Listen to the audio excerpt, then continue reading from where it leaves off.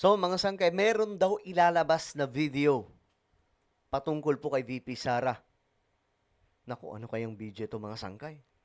Pasabog daw po ito. 2 video daw po ito. Pag-usapan po natin.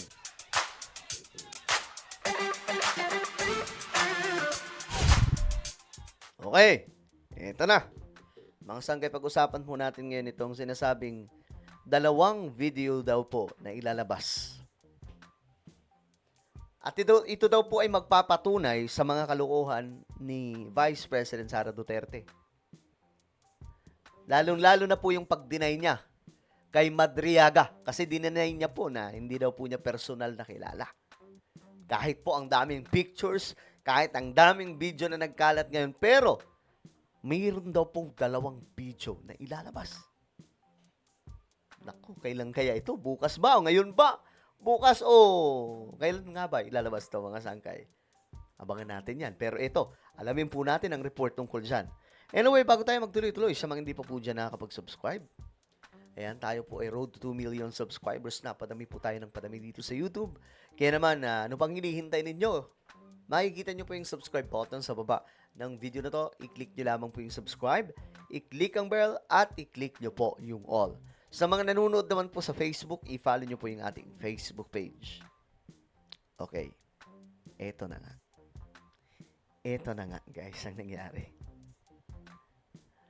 Mayroon daw pong ilalabas na video. Ito, tingnan natin. So, nakaraan, mga sangkay, ito nga po, pinakita po natin to. Ito po yung video na kumakalat din kung saan tinawag po mismo ni VP Sara itong si Ramil Madriaga sa kanyang palayaw na RAM.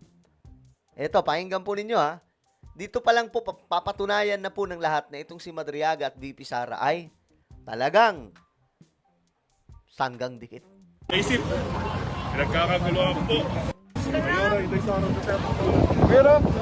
Sabi ni VP Sara, Kuya Ram. Sabi ni VP Sara, Kuya Ram, tinawag niya. Oh. Kuya Ram. Tumagot yung mga tao, Kuya Ram. Tapos ibibigay niya yung bandila.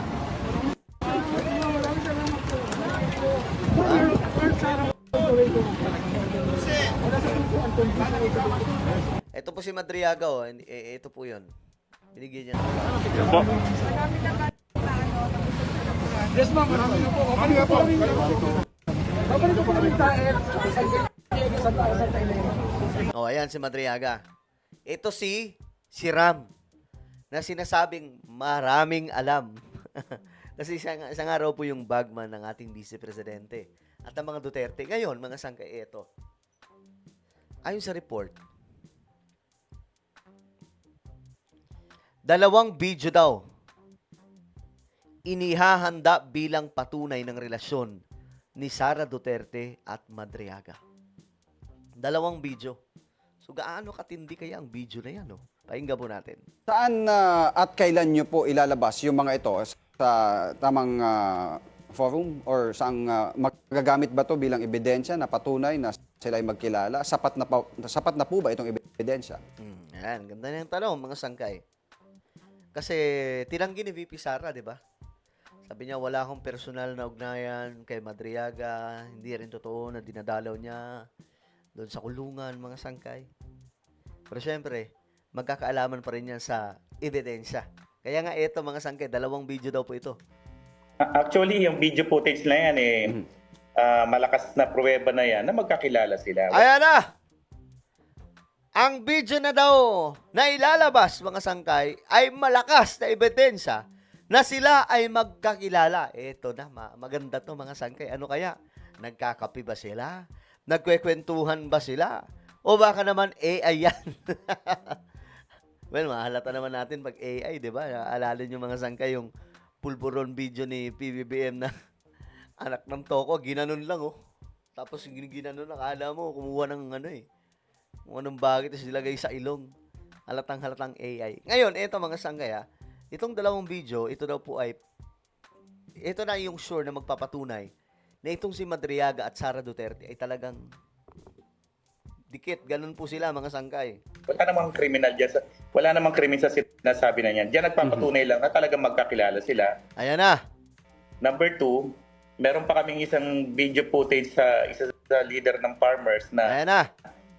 sinamahan ni Madriaga doon sa tinutuluyang bahay para ipakausap sana kay BP Sara. Mhm. At positive yung kwento ng leader ng farmer na kitang-kita niya nag-uusap.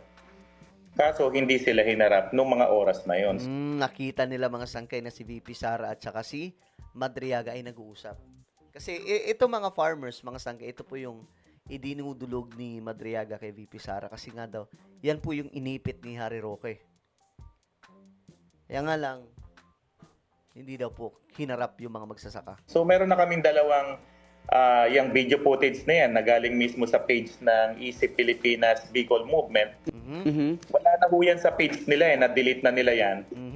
Pero na-search nung kasamahan ko sa YouTube.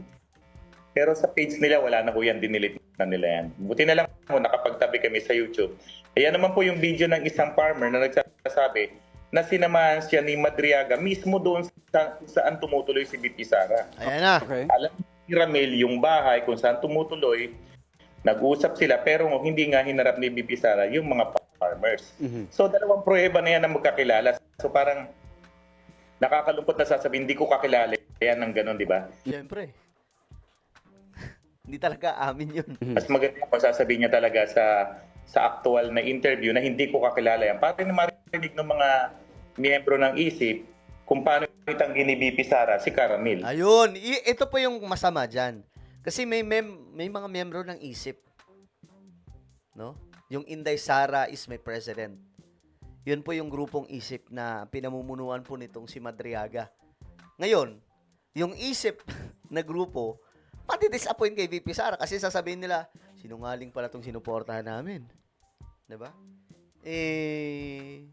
Kilala namin, alam namin na magkakilala ang dalawang ito. At hindi lang sila basta magkakilala, dikit sila. Diba? Ay, naku po, mga sangkay. Ito. For example, nandyan ka rin sa video, idisangkot ka rin. Sabi dito, abog. Kulit talaga ng mga Pinoy mag-comment eh. Basta may masabi lang okay. Video na nag-abot ng flag, malalim na ang relasyon. Si Bangag, nakipagkamay. Ha?